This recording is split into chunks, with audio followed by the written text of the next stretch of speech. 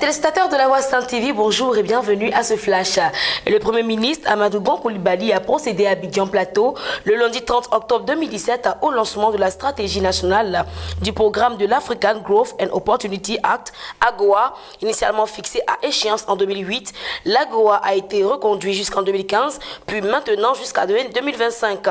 Le gouvernement a décidé de doter le pays d'une stratégie nationale de pénétration du marché américain, a indiqué le Premier ministre. Cette stratégie, qui s'inscrit dans la dynamique de la stratégie nationale d'exportation, constitue un levier pour la Côte d'Ivoire de se placer durablement parmi les pays leaders qui exportent vers les États-Unis. La Côte d'Ivoire est le premier pays exportateur de fèves ou du cacao au monde. En effet, le pays a franchi la barre des 168 000 tonnes de l'or brun le 29 octobre dernier. Selon le communiqué de l'agence de presse Reuters, le flux de cacao exporté à partir des deux ports autonomes de la Côte d'Ivoire représente une contraction de 18,4% par rapport au même résultat de la saison dernière sur la même période, qui était de 206 000 tonnes. Le rapport mentionne que les deux ports de la Côte d'Ivoire, que sont Abidjan et San Pedro, enregistré respectivement 26 000 tonnes de cacao et 29 000 tonnes de fèves. À la date du 23 au 29 octobre 2017, les deux ports ont cumulé un total de 55 000 tonnes.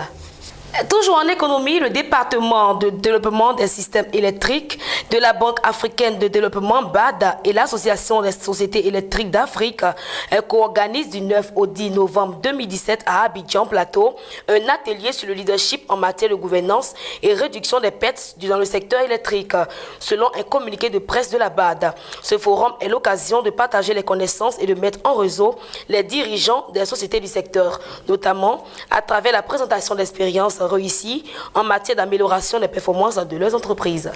Une page en sport dans ce flash, c'est dans la salle de conférence de presse du stade Félix-Houphouët-Boigny que la Fédération ivoirienne d'athlétisme FIA a procédé le samedi dernier au lancement des activités de la saison 2017-2018. La Fédération ivoirienne d'athlétisme dirigée par Kwame Jano a octroyé à chaque ligue la somme de 2 875 000 francs CFA. Cette somme constitue la première tranche des subventions. La seconde sera remise après un contrôle qui attestera du respect du cahier de charges. Au Libéria, le parti au pouvoir a contesté ce dimanche 29 octobre 2017 pour fraude dans les résultats du premier tour de la présidentielle du 10 octobre dernier, dominé par le vice-président Joseph Boaké et l'Est-star du football Georges Weah. Le parti de l'unité UP a annoncé dans un communiqué signé des deux partis qu'il allait saisir la commission électorale en dénonçant des fraudes systématiques et à grande échelle. Georges Weah, 51 ans, était arrivé largement en tête du premier tour du 10 octobre avec 39% des voix, devant Joseph Boaké, 72 ans, qui avait obtenu 29,1% des suffrages. Le second tour est prévu pour le 7 novembre.